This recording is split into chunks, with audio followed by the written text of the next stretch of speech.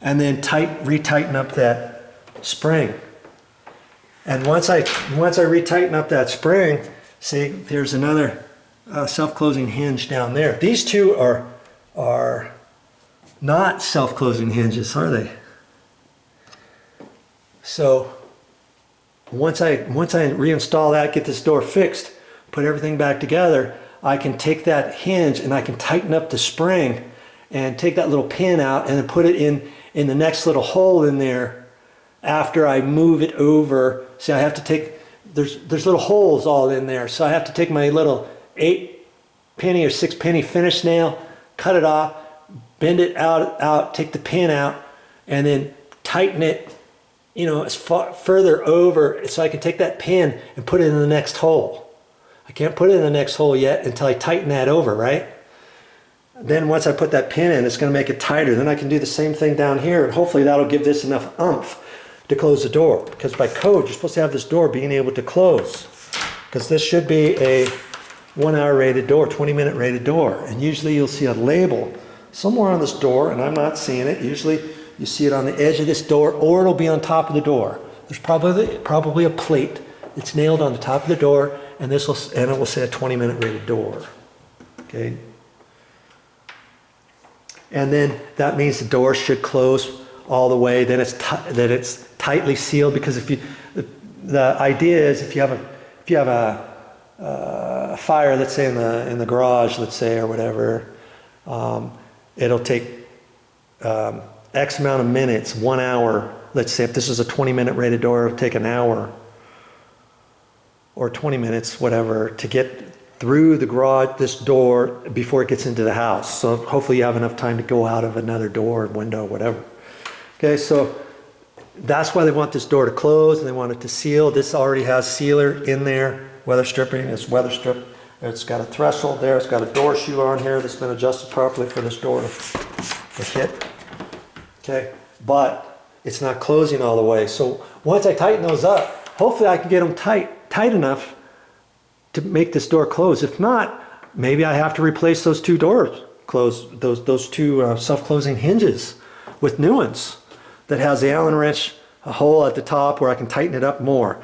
Maybe leaving those two, maybe I can take this one hinge, see what size hinge it is, get another self-closing hinge, and put a third closing hinge on. Leave the top one and the bottom one, put a third one on right there, tighten that one up. Maybe that gives it just enough oomph, because this is a solid core door and it's an 8-foot tall door. So there's different ways to fix that, but what I do know is that I'm going to have to fix that door a little bit, and because I checked that other door, let's see this one. See, you hear it? Straight up again, and I think this latch is going to have to go over further, and we're going to check that out. But it sure seems to me it's not doing what it's supposed to be doing. So I'm going to do this, and I'm going to go right to here like it's in the locked position, straight up and down. See? That means I should not be able to take my finger and push this latch in. Look at that, I can. That means all of these years, this deadbolt has never worked, even with it being locked. Okay, this door was only solid, secured by this one thumb turn at the bottom. And usually when you got a thumb turn like that, you want to look at your latch right here, and hopefully on a lock, when you have a keyed lock like that, generally on your latch, you want this little pin that pushes back, okay? Because if you don't have that, this will go back, will push back every time this is locked. Now let's say when this is locked, and you have this pin pushed back, let's say to there, you shouldn't be able to push that in with your thumb, see? And I can't, it's locked. That way somebody can't pick this door, they can't take a credit card outside and push this latch in, or a knife or anything. Because what is supposed to happen is this little edge right there is supposed to sit on top of this strike plate, okay? It's supposed to fit right here, from here to there, right on this edge. It's not supposed to fit inside here.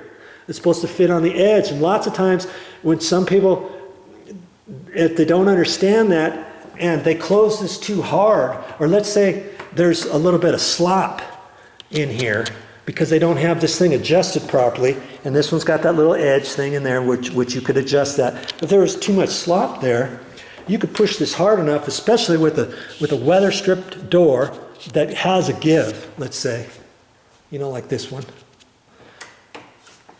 When you push this in, you should only push it in so the latch part, this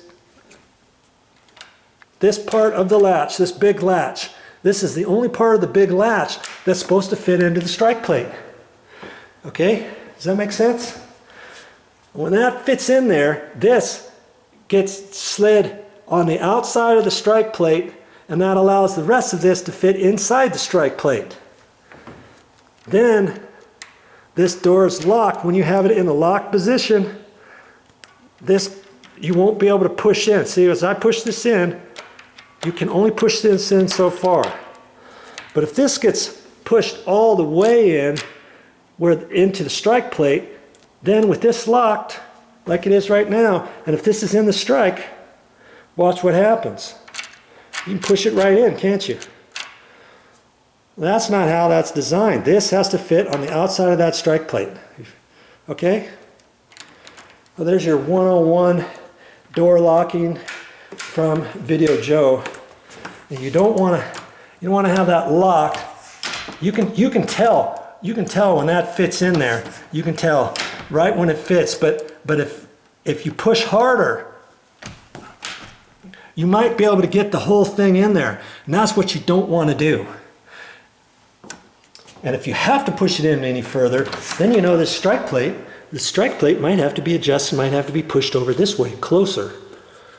Or this side of the adjustable strike plate has to be lifted over further to not allow that pin to go in. Okay, so there's different ways to adjust that. We're not really talking about that right now, but that's just giving you an idea of how this door works. Okay, so I've already made some sort of assumptions, and now I'm going downstairs. I'm going to look at those doors because I know there's some doors down there that have to be done. I already kind of checked that out, and I wanted to let you know what I found, the different things that I have to do. I have to get fixed before the painters come here. And my word, what time is it? I'm going to check my watch. It's already 4 o'clock. I was going to do some work today, but the one thing is, this is work. I had to make this video before I start doing this work.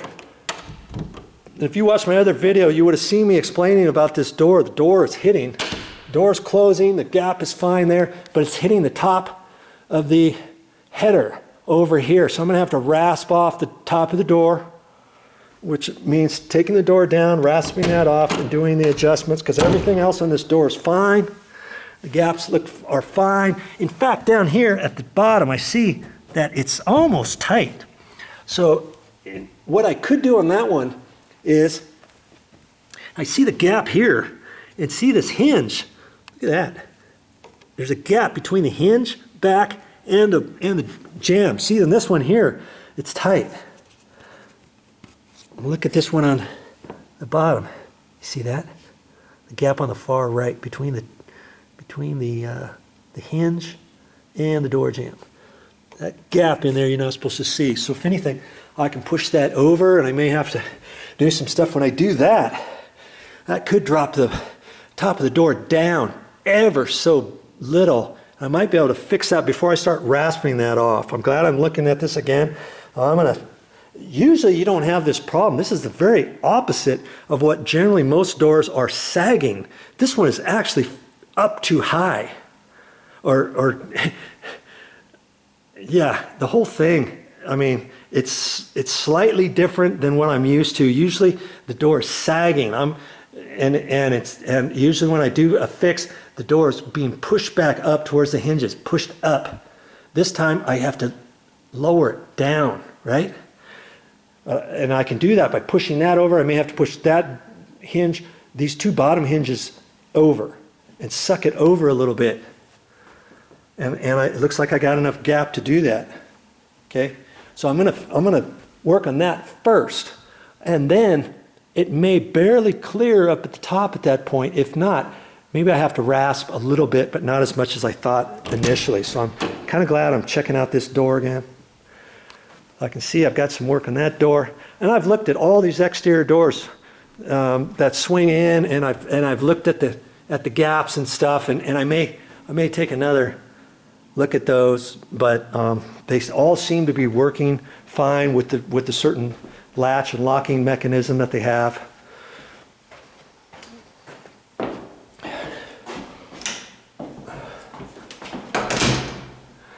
And this one here looks good, and other than this, see how this is loose? But the gap is fine everywhere. I can't really see the very top edge because the top of the door needs to be pushed in, and the reason why is because I forgot to put the latch, the strike plate on there. Or they had the strike plate on, for some reason they took it off, and I don't know if there is another one here, so note to self, I'm gonna need to get another latch.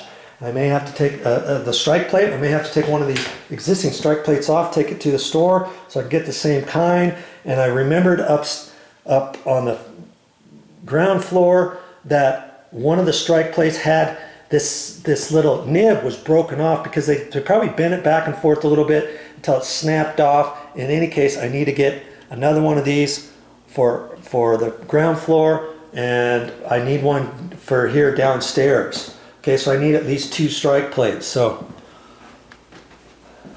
that's good. I've checked this door here. This is kind of a nice door. This is a metal door with a welded frame. This is all nice and solid, 4.5-inch hinges, ball bearing hinges. This was like a lockout or something. And this whole area is all concrete ceiling and everything. And we're going to end up being able to lock this and all that kind of stuff. So I'm looked at that, and that all let's see, it all looked pretty good. See the gap here? Usually on metal doors, sometimes the gap is bigger. I'm not really going to worry about it. The door is closing fine, it's locking fine. If anything, you see this here? The gap is smaller there, this gap on this side should be the same. I think it's just the door jamb. This edge should have been moved down. Well, they couldn't move it down because it was hitting. So what they should have done was they should have taken this side, they should have lifted this whole side up before they attached it, before they attached the weld-on frame. Then that would have allowed this to be right if they could have lifted that side up. Does that make sense? This can't be lowered down now. It's not that the door is sagging, it's just that when they installed it, this edge of the door jamb should have been lifted up higher. You can't do anything about it now because the way this knockdown frame was installed is there's some clips on the back side, and you install it to the back side first. Okay, back here, the way this knockdown frame was installed is there's some clips on the back side, and you install it to the back side first. Okay, back here before you install the sheetrock. There's different ways to do these. Sometimes they're knockdown frames, which they do it a different way, but then they also have other things. Here's this little screw right here, and there's another little screw like that over there. And that has another little thing on the inside that, so when you adjust everything, you then loosen or tighten this accordingly after you get this whole thing installed so that it fits up tight to the wood studs behind there. And that kind of goes in and out until you're tight. And that's kind of how you install a knockdown frame. But this is not a knockdown frame. It's one that they installed first, see? And so they did that, they got it off a little bit, didn't they? But everything still locks, and I'm really not too concerned about it. I mean, there's not much I can do about it at this point. There's not anything I really need to do. It's not like an office somewhere, and it's going to be fine. So I'm just going to leave that one alone. Okay. I think I looked in this one. This one seems to be fine. Everything's closed fine, and I checked it a little bit more. I don't just check this just a little bit. I do it a little bit in detail. I've already kind of looked at these doors. And see, these doors, they close up in that little, see, it's a little pocket there. It's like a strike plate, but then it's indented.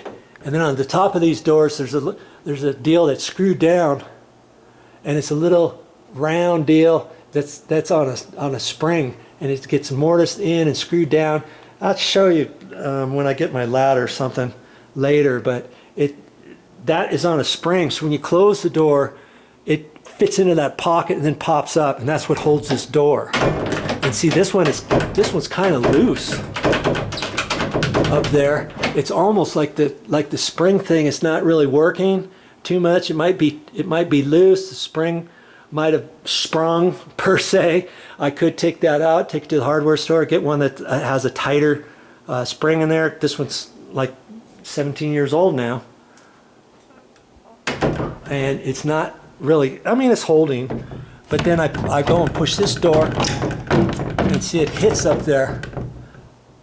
It hits the side, and so the edge of that door is hitting, and you can kind of see up there where it's kind of taking the paint off a little bit. It's still white, but it's the undercoating. You can kind of see that's where it's been rubbing. It's been rubbing on the side of this door. So see, you can see that same type of thing going on up there at that door. See up there? That's because both those doors are hitting. It's not a whole lot, but when they repaint everything, that's going to be hitting. So I want that fixed. And I look down here, see how tight the gap is? You get this door sagging any little bit more, it's going to be worse up there. It's going to be harder to push. So see, I look on here, the gap looks fine down here. That tells me that these doors are sagging. So I'm going to have to look at that and make a determination. Do I lift this door up on the left a little bit to the left, take this one, go up to the right, or just take the one to the right, or just the door to the left? And I'll have to make that determination once I get up there to do that. That's going to be on another video. Lucky for you, if you want to keep watching my videos, you can see how I'm going to fix these doors. And I'll fix them. No doubt about that. I'll get these doors fixed before the painters get here, and you'll see exactly what I do in order to fix those doors. Okay, bathroom. Bathroom. I saw earlier that this whole edge is almost rubbing. It's not rubbing yet, but it's actually pretty close to rubbing, and I can see that right there too, where this latch is hitting the strike plate. See, that's what you're hearing. It's not the wood hitting anywhere, but it's so close. If this door sagged anymore, it's going to hit this edge, and then I'm going to have a paint edge problem where it's going to start marking up this door. It could start marking up the edge of this door's jamb. Okay, so I'm going to look at this and make the determination now I'm going to have to fix this. And I look over here on this side, and I've got enough gap to work with over there. See how much of a gap I have on the edge of this, where that hinge is? And I look down here, see I got plenty of gap to work with. So my idea is I'm going to have to suck this door over to the right, the entire door over to the right. And that'll create more gap on the left. Usually you only have a gap, you only have a tight gap up at the top, because usually a door is sagging and it's starting to rub. Usually you're not going to have the bottom of the door rub and not the top. It's usually going to be the opposite. Okay, the door is usually always going to be sagging to the right. This door is not sagging. It's fine vertically, straight up and down. It's fine. The gap looks pretty good almost all the way. If anything, there's a slight gap down here, which tells me I'm going to have to suck this over a little bit more at the top over here, at the top, but I also want to get it all the way down here to create a bigger gap all the way along this edge. Okay, and I'm going to be able to do that. Okay, and that will fix that door. What else? I think there was something else. Oh, this door here was rubbing. This is just a little storage area where the heating and air conditioner heating system is, and where the water heater is. And this door, hollow core door, I would have made a solid one here, but they didn't. And it's rubbing up there, and I already made the determination, if you were watching my other video, this hinge is loose. See? And I think that's what's causing everything.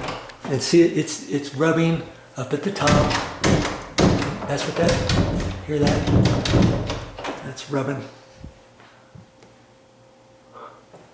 And it's because this hinge, see that hinge is away from the door right there. There's only one screw left in it, it's halfway out. Top and bottom screws are missing. It's not even sucked in over all the way. So I'm gonna have to do some fixing to that and see if I can't fix that. Which I can, no I can. I looked at this door already and it looks nice and good. I don't think I have to do anything with that one. And I've got a couple more doors in here, geez. This actually looked pretty good. If anything, see this whole side of the vertical jamb, they didn't put a straight edge on this when they installed it, because look at the bottom. It's tight, it's kind of tight here, then the gap gets bigger there. Look how big this gap is here to here, and then see how it's a nice gap from about here to there. That's because either this door jamb is pooched out there, or this area between here and here is out too far. It should have been shimmed over further. But then look up at the top. I mean, look at that. From that gap up, look at that. Not much I can do about that. I could suck that over just a little bit, because see, it's getting kind of snug there. I could push it a little bit, but the more I push it that way, the higher this is going to raise. I got to see how much of a gap I got up there. And see, I can only push it over to the left enough to where it doesn't rub the top over there. So that top edge looks almost pretty straight, which tells me, again, whoever installed this door, he was not a professional who installed the door. Maybe it was the apprentice. Somebody helped him, or he helped somebody else who knew what they were doing upstairs, and he said, okay, hey, we got 3 more doors down here, 2 or 3 more doors downstairs. Can you take care of those? I'm going to make the assumption you can take care of those. I've trained you on that. I've taken you the house before this one and this one. You've got to suck it up and start learning how to do this on your own. The guy said, okay, yeah. And there was his handiwork. This door right here was not done by a professional door installer, I'll tell you that. Okay, look at this one. This one, same guy installed this. You see where the gap is there, and a big old huge gap up there? But then over here, it doesn't look like the door is sagging at all, does it? And up there at the top, I can't really move that. Again, I can't really move that over too much before the top edge of the left-hand side of the door is going to hit the door header. See? So again, somebody wasn't paying attention. It wasn't on there wasn't on my watch, so I couldn't really do anything about it, could I? But it's a closet. It's not something that's going to be used every single day. A little bit loose there, and I know that's all because all I have to do is adjust this strike plate. The strike plate has never been adjusted. That edge of the lip is straight. They never did anything. They just put that on there. The same guy who installed the door is probably the same guy who installed that handle, and he didn't do the extra mile to adjust this strike plate, did he? We can put a little screwdriver in there, and we can kind of pull that out just at an angle by about 1/16 of an inch, maybe less than 1/8. And that'll take up that slop and fix that. Okay? Now here's something else. Lots of strike plates don't have that little notch right there on the side like that one. See where you can put your screwdriver? That's what that's for. And if you do it with a screwdriver, if you pry it out too far, you don't want this thing to break, because it's only attached from there up and from there down. So you can only do that so much. You can't go back and forth. Oh, I did it too much. Now I tap it back with a screwdriver. Oh, went too far. Now come back. Pretty soon you're going to break that off. That's what happened upstairs. Okay. So some of them don't have that little notch. Maybe it's just a tab that fits in there, and you're like, well, Joe, how am I supposed to fix that? Well, then you got to unscrew your strike plate. You have to take a pair of pliers, put that in your hands, bend that a little bit where you think. Then you need to reattach this. Then you need to close the door and see if you've got it adjusted properly. And chances are A lot of times you might be able to get that a little bit better, but you still have a little bit, and you think, I can do a little bit better.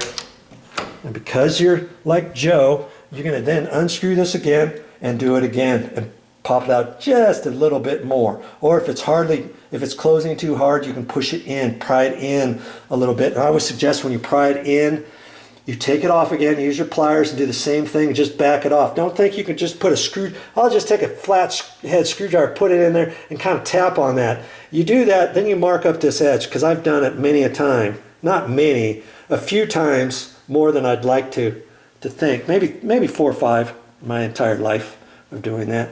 You do it once and you're like, okay, I know I shouldn't do that and I won't do that ever again. And so you take it back off, bend it again, do whatever you have to do, screw it back. And incidentally, when I screw those back in, I like to do it by hand. I don't like to use the electric screwdriver, electric drill, because the battery operated drill, because then you can't tell when those screws are tight. Then sometimes you over tighten those and they start spinning in there. Now your strike plate can get loose later on, or it can't be tightened up if you need to adjust it. Let's say in or out. Okay. So there you go. That's the types of things I've got to do and take care of before the painter comes here. So if that's something you want to watch, check out my next video or somewhere close to where you found this video, and they'll be on the YouTube channel. Don't worry. Well, that's all I got for this time, but I'll be back with more videos.